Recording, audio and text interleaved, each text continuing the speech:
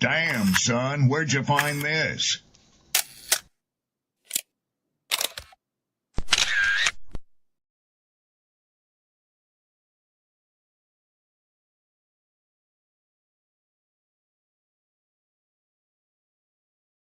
People don't be offended by the truth. They be offended because you called out the truth. Simple as that. They don't want to hear any other narrative that makes them look bad. One thing I can't stand at this big grown age is somebody who act like cause and effect does not exist. Like, yes, your actions caused this outcome. Yes, what you did lit the match. Like, why are you surprised and playing victim? Guys, Chico, they never lied. That's how you know somebody doesn't respect you. They listen to reply, not to be understood. They cut you off. They minimize what actually matters to you. They laugh at your boundaries, and then they call you sensitive when you try to hold the line. They show up late. They cancel last minute. Forget the things you've told them because in their world, your time, your energy, even your voice aren't a priority. They're just an option. You see, there are two kinds of people. Those who adjust when they realize they've actually hurt you, and those who expect you to adjust so they don't have to change. You don't need to be disrespected loudly to be disrespected deeply.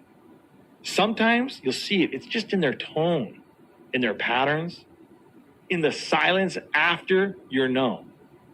Respect isn't what they say when they're watching. It's how they act when they think you'll tolerate it.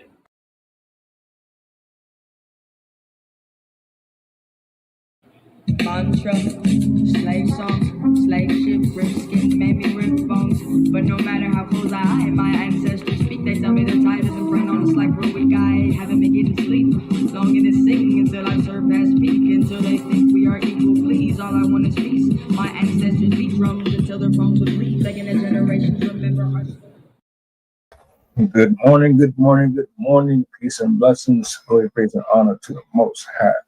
What's the word? How's everybody feeling today? Brisk, chill. Day 2, December. The year is almost out. Where's the energy? Is it up here or is it down here?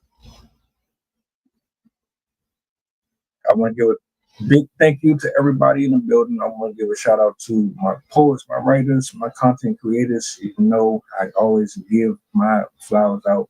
Shout outs to Squish Arcana for the intro, Sister Grass for this intro right here. I look forward to chopping it up with her real soon. The woman behind the tunes, man. I got Coach in the building. I got a clip that I'm going to play for y'all. Absolutely disgusting work. Nasty, nasty, nasty work. But we're going to get to the bottom of it. Do me a solid, like, share, repost. Let the people know that we are on. You dig? Coach, what up? Yo, what's up, man? How's it going? Just trying to stay warm, man. I hear that. Yeah, little bird. What's the word, man? How you feeling? Man, feeling good, feeling fine, man. Got up. It's about 30 degrees out here in Texas, so it's a little chilly out here as well. So got to work out here, ready to get it in. Right on, right on. Look, I'm gonna bring this up on the big screen, man. We're gonna chop it up real quick. Old girl survived 10 shots from her ex. Hold on a minute. Let me bring this over here and click play. Shemaine Pitt did not think she would survive it. Right here, I have a bullet wound. She says on November 2nd, in a fit of rage, her ex-boyfriend Joshua Woodrow shot her 10 times. I see the inside of me on the outside. Pitt tells me she agreed to meet with her ex to talk. She says that conversation turned violent and there was a struggle inside of her car. He steps back. He steps forward and he starts shooting me. My ears are ringing, but I come into realization that he's shooting at me. Pitt says Woodruff then drove her from Snapfinger Road in DeKalb County to Douglasville. At one point, she says she heard Woodruff make 2 phone calls. Basically asked them what to do with my body. I'm scared. I asked them, can I just write a letter to my son? Pitt says Woodruff eventually abandoned her at a hospital while paramedics rushed her to another hospital in critical condition. Security detained Woodruff. Police charged the 25-year-old with aggravated assault and false imprisonment. Pitt's mother says she wants the charges upgraded. He needs to be charged for bringing over county lines. He needs to be federally charged for having an automatic switch, which is a federal offense. A few days ago, the Fulton County DA said Atlanta is under a domestic violence epidemic with nearly 1,000 felony cases pending. Pitt says she hopes more people in an abusive relationship will get out before it's too late. You see that red flag, run away.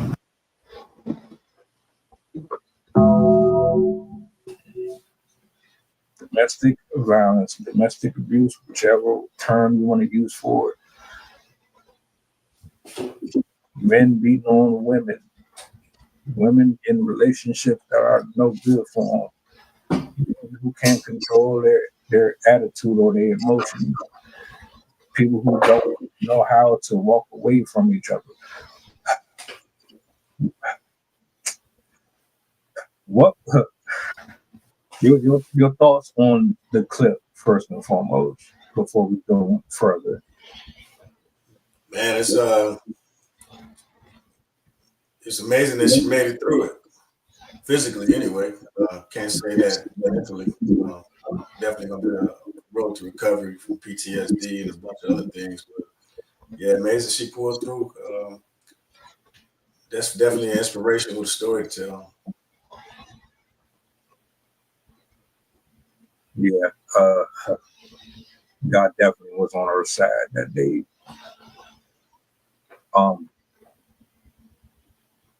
And I want to say this before I go any further into this, that my thoughts and opinions are just my thoughts and opinions. They don't directly reflect on nobody else's views. So, YouTube, don't come for me. See, I got a problem with certain keywords. And I'm still saying what the hell I want though, but I just want to put that out there because y'all be real grimy. I give God the praise for keeping her because there is no excuse, there's no explanation, or there's no way to rationalize trying to take somebody out unless it is a life or death situation. Because somebody don't want to be with you, or because you have a hard time letting go, is cowardice, is corny, it's weak.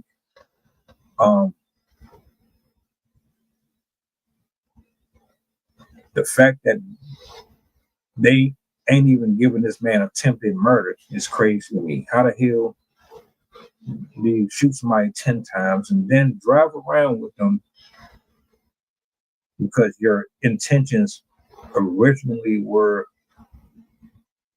to discard and dump her off like she was trash? You telling me I don't understand the justice system in this particular case. I don't know how that's going to go moving forward. That's disgusting to me. His lack of maturity is disgusting to me. I'm ashamed to see the complexion on the screen is a reflection of minds. Those are just my initial thoughts, man. Absolutely unacceptable. Yeah, so it seems like it's like they mentioned, it's on the rise out there in Atlanta. I mean, it's unfortunate, especially after we just had a conversation last night about preventive maintenance and being able to identify, in situations before it escalated and how to get away from that situation before it gets that far. So yeah, definitely, I take stock and think about it and pause and just, and just what is it that people are, why would you, I mean, you can't ask why somebody would stay in that situation, but at some point you have to ask, what was your objective? I mean, what did you see? Or did you value somebody else versus you valuing yourself? I would say, did you stay in that situation because you thought it would be better for somebody else and not thinking about yourself first? So that's what would come to mind is you might be in an environment, but at some point we just had to start holding ourselves accountable and realize that we need more out of relationships. Yeah. The growth and the statistics, because I believe it was Kieran yesterday who brought it up. But what she didn't mention is that lesbian relationships are far worse. And I'm trying to cover both in one. When you ain't equally yoked with the other person, this is what happens.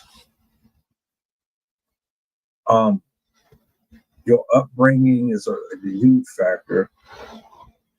Your self-esteem or lack thereof is a factor. Do you love yourself enough to choose you over the other person, over the temptations, over the desires, over your wants and needs? Do you know how to prioritize what's important versus what is just temporal? This is an ongoing problem all across America. I'm not here to ask why, because a lot of what I've observed is most of the folks that are attracted to these type of people are attracted to that familiar spirit, whatever that is. I'll give you an example. Some women are not necessarily attracted to your jaw structure or your height. You might not even be their number one choice, but you have the gift of gab. You just got a smooth mouthpiece. You know how to talk their drawers off. Some people, they get a lot of women, or they're attracted to a lot of women. So you're constantly leaning towards that, but you're attracted to shallow pieces of a person, and you're not really digging deep enough to discover what else is beneath the surface. Are they protectors? Do they know how to grow with me? Are they somebody that I can follow? Is this someone that my children can look up to as a role model? Are they in and out of the streets? Are they contributing to the community in a positive way? Or are they problematic? Are they constantly in trouble? Do they have a horrible attitude? Are they impatient? Like there's things that we be dismissing because of, oh, they look good. And then you get into these relationships, and I mean, granted, some people are very good at the chameleon, and they can conceal their true natures. But I don't know if I really believe that a person doesn't see certain red flags. As much as they say, "Oh, I didn't know," I didn't know. They came off so sweet. Well, that might be true, and I'm gonna use might, but I put it this way: try the spirit by the spirit. Someone who is like, if somebody is real smooth and they real fluent with how they talk, that could be a red flag. Because that means that they know how to lie in your face. They can stare you directly in your eye, and they can tell you the sky is green, and you'll believe, because they just know how to talk. There's things that come off as maybe flirtatious and cute and attractive, but really it's really them yelling at you, waving a bit. Oh, you don't want to come here.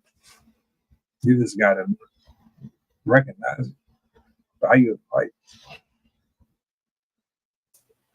Yeah, I mean, all of that stuff, like you just said, you know, people with bad intentions or good intentions or whatever their objective is, they use what they use to get what they want. Is 100% true. But it just needs to be first, maybe some educated platforms that can maybe be more relatable as far as to helping folks out and educating them on just being good individuals and good people. Not necessarily looking at for red flags, but just identifying positive behaviors. Like you mentioned, getting over on people and maybe teaching them what good morals and values are.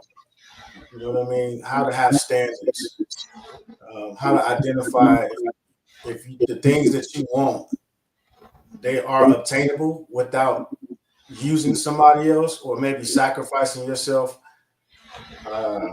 to leverage putting yourself in a bad situation to get something that you want. Maybe, you know, teaching them about empowering them on how to utilize tools and resources to get it for themselves. You know, again, to be cliche, you know, give them a fish they can eat, teach them how to fish, you know, they can eat for the rest of their lives. So maybe more of a going back to a structure of that, because what happens right now is everybody's in the stages where they cut people off and they're in cancel culture.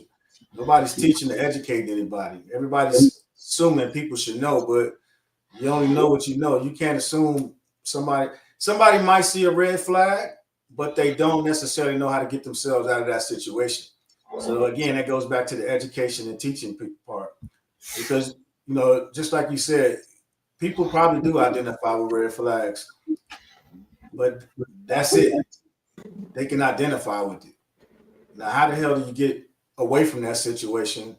Or how do you, if you dug yourself so deep until you identify with the red flag from your understanding and your perspective, then now how do you get out of that situation? Because the other issue too is some of these organizations and places that are offering solutions.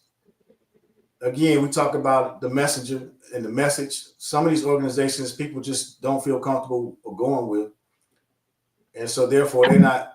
And that's you can point the finger at whomever because they choose not to go to their organization to get the information. They could put their ego aside and just get the information and then bring it back, or they just don't know and don't feel comfortable. But you still have to provide other sources and options. But they also have to be accountable as well to want to get that information and want to do something once they identify those flags that you said. How do you convince somebody that has already been accustomed to being in this type of environment for a long time? You know, you've been indoctrinated over a course of 10, 15 plus years. This stuff starts from elementary school going into your adult life. You are pretty much like, it's like a part of your DNA almost. Well, the first, I'm sorry, I thought you wanted me to answer the question. Go ahead. Yeah, no, you got it. Nah, it's the first thing that you said is how do you convince? If you're trying to convince somebody, then it sounds like you don't have good intentions behind it, right? So again, it goes back to the education piece. So when you're educating somebody, you're identifying the problem, and then you're stripping away whatever you identify as being the issue. And remember, it's pattern based. So as long as it took them, as long as they've been doing whatever you identified as the problem, that's how long they've been doing the wrong thing. So just as long as they've been doing the wrong thing to develop that pattern, you have to now implement the new thing after you've identified it to strip away that bad pattern and develop new patterns. So you can't convince them of it. You have to identify it, and then it has to be identifiable to both. That's why when they have interventions, everybody's coming together to be like, give them different perspectives. Hey, look, you're crashing out. You're crashing out. You're crashing out. So by helping them understand, because if they don't understand, they're just going to go back and do the same thing all over again. Because after the first time, they'll see it probably worked, and then if you're not around to be that crutch and it doesn't work, now I just revert back to what worked for me before. So you can't convince them. You know what I mean? It's a process, and that's why you got to have structure. Without structure, you can have a path, but you won't develop patterns in a route. If that makes any sense. Yeah, screaming at somebody is not going to work. I don't even believe interventions work, because with interventions, they can work, but I know me. See, you can talk to me normal. You don't have to scream and yell. But if you're antagonistic and if you're self-righteous, if your delivery comes off as if your nose is being stuck up at me and you're trying to be condescending, and I sense that, I'm not going to receive it. Yeah, but you're making a conscious decision not to receive it. It's not that you can't receive it. You're making a decision. You already have your defense mechanism of, as soon as somebody says something I don't like, I'm cutting their ass off. So you're not willing to receive it because you already got your guards up saying, if these check marks happen, I'm not fucking with it. So if you're already putting up your defense mechanism, it's like being in a fight. You already got your guards up. So if you're saying that, then you're already not willing to receive it. So let me ask you this then. So if I spend an hour on a live stream and I'm screaming and I'm yelling and I'm saying, you bit this and you bit that, right? Is that still okay? Because for who? I mean, for whoever the message is for. Some people might resonate with it, and some people won't. That's why you got to have a variety. If you're channeling one particular audience, and you know who that audience is, if that audience received that particular communication and feedback, then they would receive it. But that's not saying everybody in the audience would. So that's why I say who. You got to know who your target audience is. And that's why I said I'm different, right? The way that you're communicating with me, that's fine. I work with that. But it's a way that you deliver your message to specific people. There are folks that like that ratchet hood shit. There are people who would rather you just be calm with your approach. I prefer calm with your approach because right. I'm not in the jungle. I'm not swinging from trees and shooting arrows at Indians and all that. Like, you can reach me. You're not going to have to climb Mount Everest to get my attention. That's my point. Right. So with women in these situations, I can't speak for all of them. I know two that I can say from a personal experience that I've tried both approaches and I was met with contempt. And I had the best intentions in general. I'm watching you literally go through hell. I'm trying to help you out, but your response to me is, you don't know what the fuck you talking about. You just jealous. You because you like me and because you want to, and you just don't want to see me happy. You know you know what I'm talking about. That type of shit. So like, all right, man. I hear what you saying. Help people if you can help them. That's the problem, man. Like, listen, I'm gonna keep it. I'm gonna keep it honest with you. So if you can have best intentions on wanting to help somebody, but that don't mean you're going about doing it the right way. You're going about doing it the way that works for you. Because again, there's a reason why when you're communicating with somebody, like you just said, that the resistance is there. Like you said, if somebody's talking to me aggressively, you know, uberly screaming and going above the top, you're already shutting down. You don't want to hear it. The same, and this is why the personalities, knowing to understand the personalities, right, comes into play. Because as you understand, the first thing is somebody has to understand how they actually like to be communicated with. Because you got so many people that watch social media and these television shows, and what happens is they think that's the way they're supposed to communicate with people. And they might not even like to communicate with people that way, but they see that, like you said, by yelling and doing what's considered to be ratchet or whatever the case may be, may quote unquote work with some people, and they may think that's the personality that they're supposed to adapt versus just realizing just being who they actually are themselves. So that's what I'm saying. If whenever you're trying to, and it's hard to communicate with people, man, it really is, and that's why you got to understand. Well, they have to understand what they actually like and what works best for them. And then when they understand that, you got to figure out a way to, one, meet them in the middle, because now you're probably compromising the way you typically would communicate in trying to communicate with that person, and that everybody comprehends and is able to receive and send that information back and forth. So it's a conscious effort on both sides to be able to understand that, because like you said, somebody can throw out some flashy words, use fancy jargon or whatever the case may be, and people be like, "Oh, they so smart," and they ain't doing shit but selling you something out of a magazine or a used car salesman selling you an apple, telling you it's an orange, whatever the case may be. It doesn't mean anything. If you can use whatever fancy words you want to. People go to seminars all the time because people speak well on stage and they sound good. And then they'll go home and be like, "Man, I just paid $100 for this seminar, and none of the shit he said works for me. I'm not being successful at it." Well, you're not being successful because it's not applicable to you. You know what I mean? So again, it's about understanding the communication styles. What kind of hell is a person going through being used to or accustomed to a lifestyle where they think this type of abuse, mental abuse, emotional abuse, and physical abuse is normal? How do you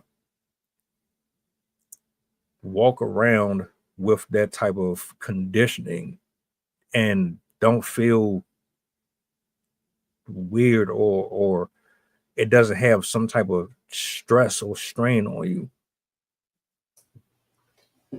So your brain, man, is it can easily be rewired. That's why I keep saying destroy and rebuild, right? So you may be thinking your sense of some of the things that you grew up, the ways you receive feedback from somebody, a parental figure, somebody who you might have been close with. You do something good, they give you praise. You do something good, they give you praise. You do something they don't necessarily agree with, then there's a reprimand for that, right? Same concept there's different ways to train dogs. Positive reinforcement or negative reinforcement. Shot collars or giving treats and pressing the click button every time they do something that trains them to hit the click. They know they're going to get a treat and they're happy, right? Same conversation. Because you're mentally training your brain for positive recognition and negative recognition. So it all depends on what the activity that you're doing. So if we're in a relationship and you were abused growing up, you naturally gravitate towards somebody, that authoritative figure that may reprimand you, because that's the type of love that you used to getting. So you gravitate towards somebody that does that. Versus you go to somebody who you may say gives you hugs, gives you kisses, smacks on the ass, and tell you, "Hey, baby, I love you." And you may say, "Oh, he's soft." You know what I'm saying? He don't know how to treat a woman. He don't know how to get the real woman out of me, right? Because she, quote unquote, considers the real woman to be probably when she was getting physically negatively rewarded for something that she did versus positive affirmations and things like that. So you become to get rewarded with the negative things. So you think those negative things are positives. Hence, people think going to jail, is being a real man. And then, now you got this big thing with everybody talking about snitching, not snitching. We talk about, when is it? You also go around and tell somebody, if you see something, say something. So now you send mixed messages. You see something, you say something, you don't snitch. Well, if you see a man beating a woman, or you see a woman beating a man, or you see another spouse beating another spouse, whether it's, woman on woman, man on man, whatever the case that may be, and you don't say something, but you witness it. So now you're conflicting yourself. At one place, you're talking about no snitching, real men don't do X, Y, and Z. You see now your morals are being challenged. You see somebody, putting hands on another person, maybe in your household, and you don't say something. So now you're accustomed to being in this type of environment, not saying anything, and you're embracing it. You know what I'm saying? Versus identifying, getting some authorities, and then because you will stop it right there, but versus allowing it to go further than what it actually has to. So now you're complicit in it, and you're growing up within that environment thinking those negatives are positives. Yeah, all that shit is fucked up, man. It's funny as hell though, because you said I'm like, hold on, did this man just say put a fucking put a electric collar on them? Like just put the collar on their ass and just shock the shit out of them every time they say some stupid shit. Like, what the fuck? Hey, man, it happens, man. You know what I'm saying? With dogs, with people, whatever the case may be, man, you see people do some weird things, but it's all the same, positive, negative reinforcements, as far as for what you get adapted and accustomed to. That's all. Learned behaviors. Yeah. The level of patience and love you gotta have for someone who's been damaged like that, I don't think people get enough respect for that. You shouldn't, because you're not a subject matter expert in that. You should refer to somebody who can actually help them, because you may be enabling them. And then if you're projecting the way you feel about certain things, they're never really going to get to the actual problem that they have and rebalance themselves. And then it's not good on you from putting yourself in that type of position as well, because now you're not taking care of yourself mentally. And then now you're taking on somebody else's traumas. They may be trauma dumping into you, and that's not healthy for you. Because remember, you got to make sure you take care of your mental health. And then what you should be doing, because there's no difference if somebody was physically hitting them, you don't take them home and put an ice pack on their face. Take them to the hospital, get it reported, make sure there's no internal bleeding. You understand what I'm saying? There's a process to it. If you follow that process, now you're not taking those extra burdens on you. You're allowing the subject matter experts to do what they get paid to do. Then the proper documentation is being had. So you see what I'm saying? It's a process. So if you do all these things, everybody, now you're building a case file along their way. And then so now you're not saying, oh, I should have did this. Where did we go wrong? Well, you went wrong by not taking them to see the proper authorities. So that way, what they get paid to do is to say, okay, you may have a fracture, or you may need to go seek some help and speak to a grief counselor. You need to go speak to some type of counselor or a chaplain or whomever. It shouldn't be you sitting at home going through all of this trauma by yourself trying to figure it out, because you may be making the situation worse. So that's where you start identifying the problems, and you know what I'm saying? Because we were talking about, well, how do we get to this point? Well, you get to that point by not following the proper steps. And if you follow the proper steps, I'm sure you wouldn't find yourself in such a hole mentally, physically, spiritually, and financially. You might agree, you might not.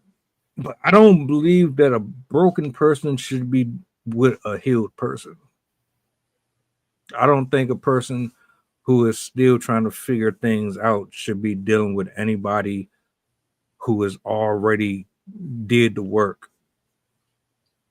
Because a person who has not done the work, they're going to come with baggage and responsibilities, and you're going to be expected to carry their weight along with them. They might try to dump it all on you. That's a no-no for me. I used to think that a person that went through it could actually bring someone out of it. But shout outs to 313 Collector. I used to believe that a person who has gone through it can bring someone out of it. And I do believe that to an extent, but I don't think as partners is a good idea. You could probably do it on a friendship type of level, or maybe if you're a counselor or you're someone who has those degrees in that area, I think that'll work. But as far as being a partner, I'm not really sure if that's a good idea. Do you think that a person can be in a relationship with someone who is still going through their own personal stuff? Is that something that you would advise? So everybody's different, right? I wouldn't advise it because the stress and the strain that it would put on the relationship, it might be irreparable. You might not be able to come back from it. But it also depends on the actual relationship. You know, has it been an open relationship as far as for communication? Have you shared? Do you have secrets from your childhood that you haven't shared? And if you have a lot of traumas that you haven't necessarily gotten over with, then you should definitely speak to somebody outside of the relationship, because it could be the other person in the relationship. You could be blaming them for your issues and your traumas, or you could be projecting.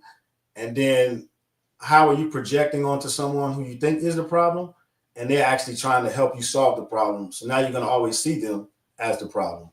So I would definitely suggest and advise to seek help outside, because, like you said, one person that may be still suffering through traumas, and the other person that has, seeked help and guidance and has found a way forward.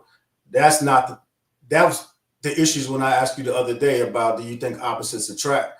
Because sometimes that'll be what happened, because one will be pretending like they healed, and then that's why the opposites may attract, because that person's not necessarily being a true version of themselves, or identify that they have gone through that trauma and haven't healed. So definitely seek guidance outside of the relationship. My suggestion. What's the difference between someone that's broken versus someone who's healed? Because we never know everything. Well, I'll say this. Someone who is broken, they stay in a repetitive state, that revolving door. So all of those red flags, they will continue to look at them as if, oh, I can bypass them. Oh, they talk to me like I'm a child. They gaslight me. It's okay. It's not that big of a deal. You'll still allow someone to kind of brush you off or dismiss you. They won't take you serious. They won't honor or respect your thoughts. They won't make you a priority. They'll breadcrumb you. They'll kind of give you the idea or the notion that they're all in, but they got one foot in and they got one foot out. And that's not just in a relationship, that's all across the board. Somebody who is broken, they don't have the confidence in themselves to understand that what is happening to them is wrong and it's not something that they need. So create excuses and barriers to supplement for the pain that is being caused to them through the actions of the person that's supposed to care about them the most. Someone is healed, they will automatically know exactly what you're doing, what you're saying, and they're going to move accordingly. They're not going to give you a chance to give them a whole bunch of nonsense. They're going to set all of them boundaries off the gate. They just move way different. They don't put up with the stuff that the broken person would. Just my 2 cents, though. No, yeah, well said, bro. So broken, typically unresolved traumas. They don't necessarily believe they'll. An example would be, why would I do it that way? It would never work. Why would I put my time and interests to that? Because it never pans out. And also some trace of emotional instability in relationships. Because that's what they'll typically say. You'll see some narcissists bounce from one relationship to the next without actually healing. And then a healed person, they'll adapt to coping mechanisms. If that makes any sense. Open-minded, willing to grow, because you're not necessarily holding on to something from a previous relationship. Because that's what you have to be careful for, is you can be hurt from a previous relationship, and that's what's something you're going to be on your guard with the next relationship. Because you shouldn't go into the next relationship like a game of spades. You down 40. And now you're bidding your hand accordingly with the next relationship. The next relationship should be a clean slate, because the person that you meet, that's a friend. That's any relationship. A friend, somebody you meet at a networking event or something along those lines, they shouldn't be penalized for something you encountered with another person. And that's something we do a lot, because we'll say, oh, no, I went through that before. That ain't happening again. Now, that's not saying you can't go into a situation and just be weary, but you can't move a certain way that the person that you're engaging with, you're being extra careful, and you're not allowing certain things to naturally develop. And that's what happens when you try to grow. And when people get into new relationships, they pivot and move differently because they don't want to make the same mistakes that they made in the last one. So that's the difference between broke and healed.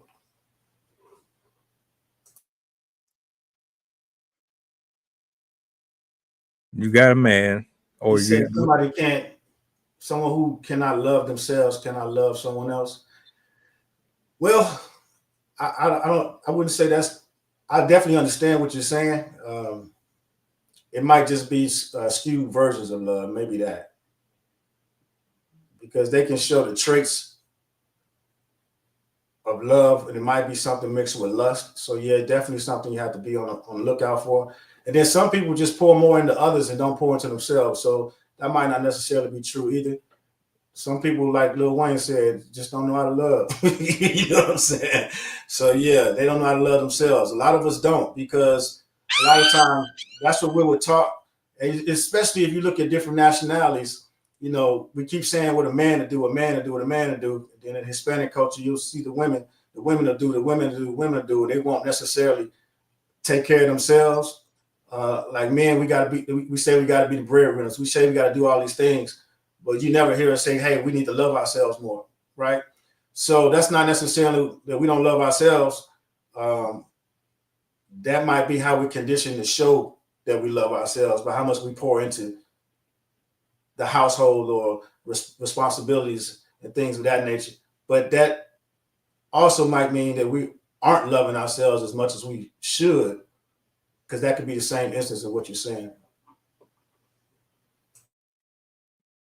real quick, while I'm giving my thought, drop like a random posting the private part of the what's the name. It's something I want to do real quick.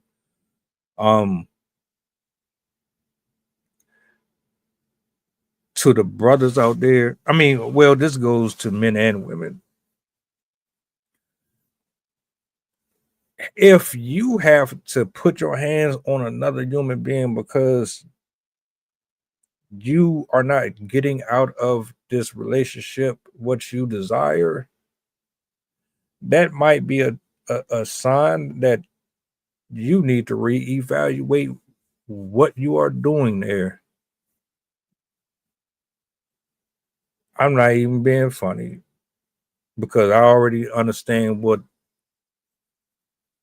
the pain probably feels like, what the embarrassment feels like. You got to get a grip of yourself.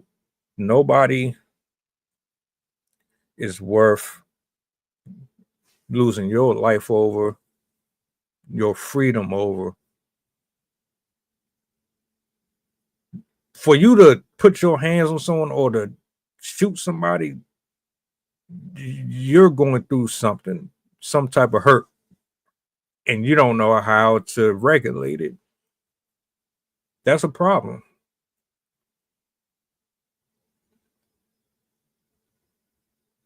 Yeah, it sucks. Yeah, it doesn't always go the way that we want it to. But you got to let people go out here and do what the hell they want. If they don't want to be, you can't make somebody want to be there. If they want to be there, they're going to put the effort in to be there. Forcing people to stay is just doing you a disservice. That's embarrassing. To me, if I got micromanage a relationship, I don't want that shit. If I gotta hover over you and question your loyalty and I gotta do all of that to convince, nope. Because the person that is for you, they're not going to put you in that type of position or environment at all. So now you upset because you don't get your way and you can't make them love you. You don't feel small. You don't feel some type of way about the fact that you gotta literally keep sweat your way into some box, or you gotta be TLC and try to get this person to hug you and kiss you and smile at you and show you respect and just nah, I'm not doing all that. A person who really rock with you, they're gonna make sure that you know it at all times, and you don't have to do a whole bunch of extra stuff for it. Period.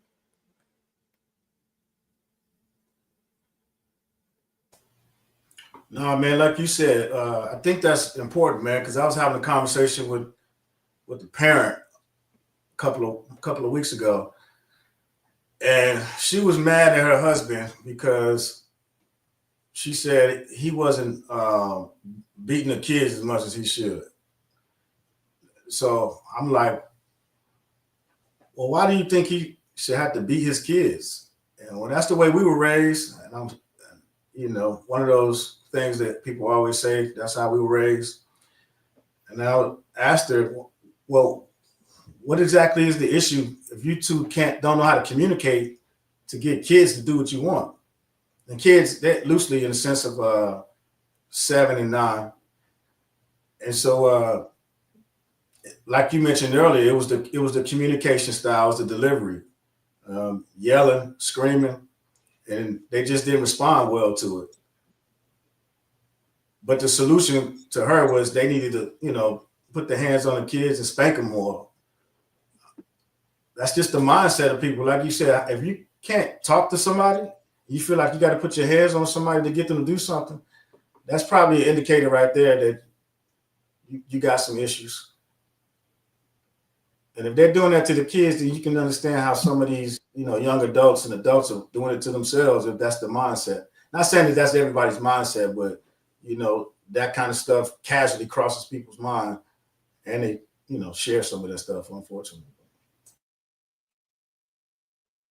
Just so y'all know, the QR up there at the top, that is Coach. That is his info, just in case y'all want to follow and keep up with all of his endeavors moving forward.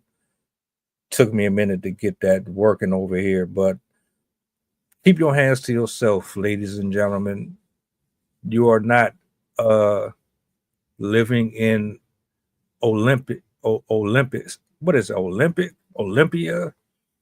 The shit with Zeus and them. Yeah, Olympia. Yeah. These niggas be acting like they gods and goddesses and stuff. Like, you gonna get crapped on just like the rest of us, because we be messing around with people that we ain't got no business. It happened to everybody. Right. You ain't Chris Brown, my nigga. Like, come on, man. We gotta be realistic with some of this stuff. Yeah. Pick your poison. Nah, exactly, man. And that's what it is. You gotta pick the lesser of the two evils. Yeah, and then like and my final thoughts on this, and I'll give it back. You get what you put in the universe. Everything that you sow out here, you get right back. You can lie to me. You can lie to Coach. You can lie to yourself. You can't run away from it. You can't run away from them seeds that you plant in this universe. Because if you treat people a certain way, what do you think is going to happen to your heart? What do you think is going to happen to your thoughts, your spirit, the way that you function, the way that you think, how your attitude is? All that stuff. There's a unison to all of it. All of it. Without the action, there is no reaction. So if you jump out there and you want to pretend to be a swinger, guess what? There's a future waiting for you. You might not see it yet, but you're the painter creating the art that will once have a face to it. Eventually, the canvas is always blank. You got the brush, and everything that you put on that canvas is your decisions and your choices. You create whatever work come from it. So when it's all said and done, you looking right at yourself. That's all I'm gonna say about that. If you want to add in, well said, bro. Well said.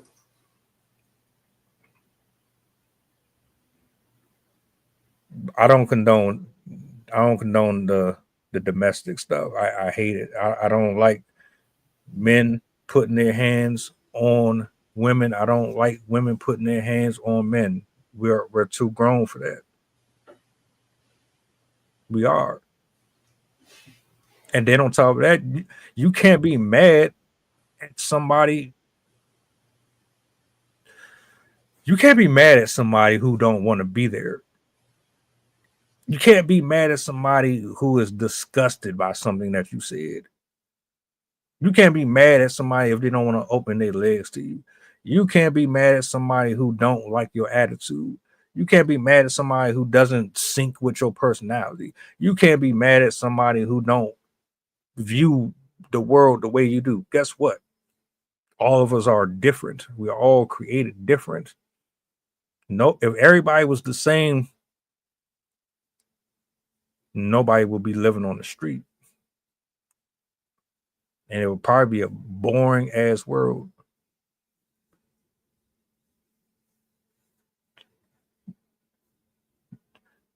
The sports do have some things to contribute to this. I'm not really. Do you think that sports has a lot to do with what we're seeing too? No, man. It's it's the mindset of what people think they're supposed to be doing. I mean, People ain't out running around just tackling people in the streets. They ain't walking around crossing people over with basketballs and pulling up jumpers on people. You know what I'm saying? I mean, because sports actually teach discipline, teach teamwork, foster communication. And that's why, unfortunately, a lot of people put their kids into sports, man. It's because we don't do that enough in our own communities. You know, there's some pockets of it. Some people rely on Sunday school and churches, you know, to send their kids to learn, you know, communication skills or just to be a part of whatever group they're a part of. But for the most part of it, everybody put their kids in sports to learn how to foster some type of teamwork, because more than likely, especially in a single family home when it's one parent, teamwork, go learn something from some other people, some communication skills, and from who? The coach. You know what I'm saying? The authority figure that's there. So now, whether those things are actually happening or not, I can't say that I can't, you know, attest to it.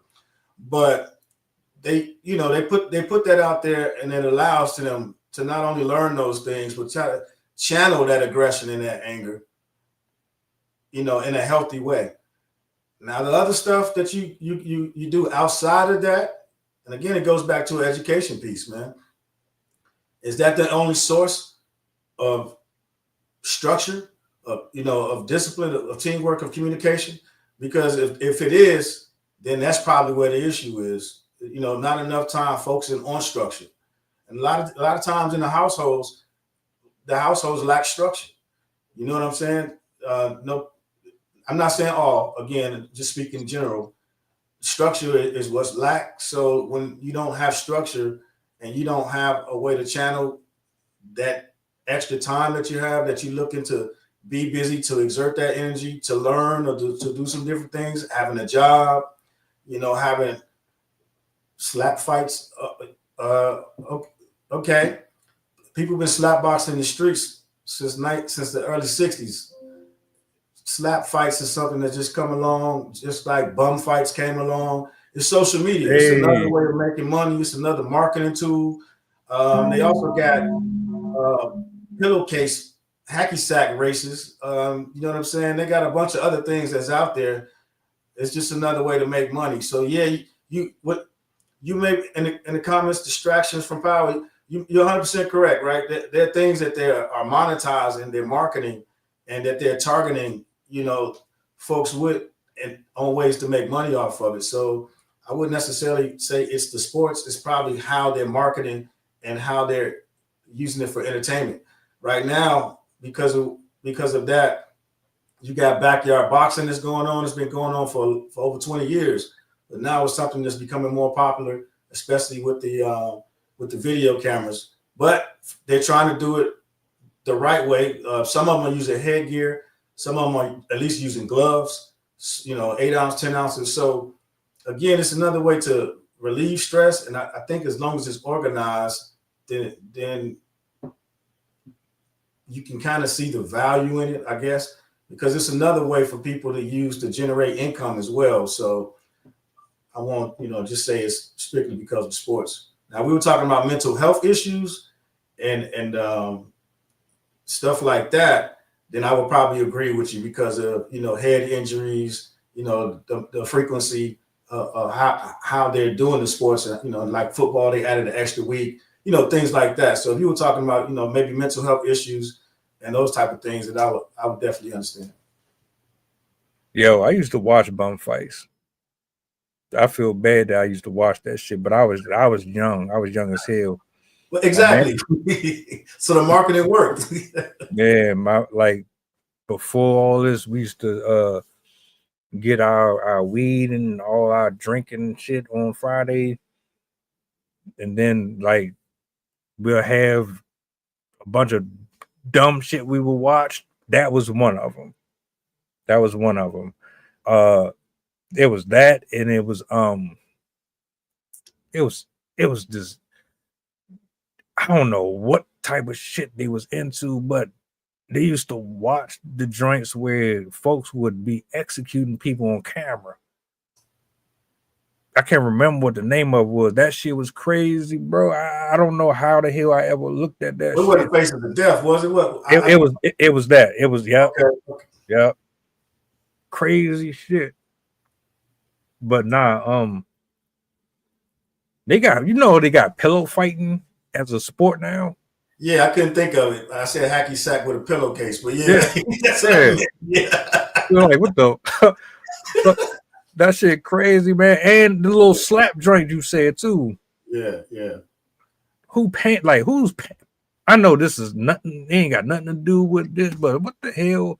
Who's paying to see somebody just slap their head?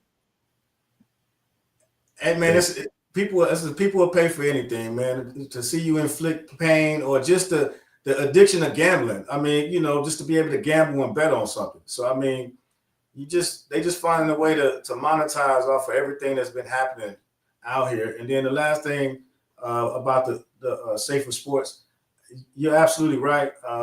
You can use safer sports to instill discipline like karate, taekwondo, jiu-jitsu, and all those type of things. Where they teach safety mechanisms, how to tap out, so and that's considered to be violent sports, but they teach discipline and not necessarily the execution part of it. You know what I mean? Up until the point tap out as safety mechanisms is taught, but they might not necessarily generate a lot of money because that's not what Americans want to see. But she's correct. I'm glad they brought that up though. That's just like specifically for folks that's dealing with situations where they scared to leave the person because they might be crazy and all that, and you got to protect yourself. You should probably take up classes and things of that nature too. Yeah, because it's really big in the community. I know in Atlanta because I got a few cousins out there. They really big into what's that shit we used to play as a kid? Kickball. You know what I'm saying? So there's people out there just doing different things. But, to touch on, like you said, the young lady, to bring it all back, it's definitely something that a lot of women are doing, as far as women empowerment, going out there, taking weapons safety courses, taking self-defense classes. I think you should definitely do that. If you have kids, I think you should have them in self-defense classes. You should be putting them in, martial arts at an early age. Teach them weapons safety training. Get them involved. Get them familiarized with weapons. Get them familiarized with hand-to-hand, combat. There's nothing wrong with doing those things because now you're being proactive versus reactive, and it also builds confidence within those young individuals. And so teaching them how to focus mentally, teaching them how to not only self-defense, but it instills a little bit of pride into them as well, and it gives them another community to reach out to. So, if you're not into the football and those other sports, there's nothing wrong with the individual ones because it'll teach them how to think for themselves and it'll teach them problem-solving skills. When you get in a defensive move or an offensive move, now you got to think about how to get out of it. You know what I mean? So it helps in the long run and it also helps mentally. So, yeah, definitely, looking at those other sports. Good show. For sure. Salute to everybody who pulled up in the building this morning. A lot of new faces over the last couple weeks. Appreciate it. Appreciate the feedback. As always, like without y'all, these discussions just kind of go into the void. I'm always hoping and praying that the message reaches the right person. It's not for everybody, but it's for somebody, I have a couple of answers for that. That last one? Yeah, because I've dropped a couple of posts on that. Okay. It's funny that they brought that up. I did one on the mark of the beast. I did one on it's not Europe, it's like somewhere it's not Australia, but it's another spot they talking about right now. The UK? Yeah, you got to have the digital ID. Yeah. TSA just put out yesterday that they're charging $45 if you don't have it, the real ID on you when you're traveling. So they laying it out there. It's coming. Mm-hmm. About 12, 14 months. Yeah. How long before it reaches? It's in your iPhone. I'm an Android user, but it's in your iPhone right now. It's optional. I was an Android person all my life. I never wanted to do the iPhone stuff. You know, I wish I would have stayed with Android, but yeah, they making it optional, make it inconvenient, so that way you buy into it, just like Clear and all that other stuff in the airport. You're paying for it, you don't know it, but you slowly gravitating for it. You know how it is, man. It's just like being on the street, give you a taste of it, how you come back for more, make you wait in the airport for 12 hours, give you something to get you through a little faster, and then go on throw this chip in there. You know what time it is. like they did people at Target on Black Friday. They was mad as hell. I can't believe y'all fell for that bullshit. Banana in the tailpipe, bro. Yeah. Hey, but look, man, we about to get up out of here. We will be back later on this evening. If you around 7 p.m. Eastern, tap in with us. I'll actually put that on the agenda though, the whole digital ID thing, man. I always be talking about this type of stuff myself because I don't be knowing if folks really be into that conspiracy theory type shit. But hey, we can go there. We can definitely do that. You know what I'm saying? But yeah, we about to get up out of here, man. Anything you want to say to the people before we get out of here? Nah, man, great show, great topics. Great conversation in the chat room. Till tomorrow, let's get it, man. All right, y'all. Y'all be easy. See y'all later on. I'm going back in the laboratory. Y'all enjoy the rest of y'all day and appreciate y'all for coming through.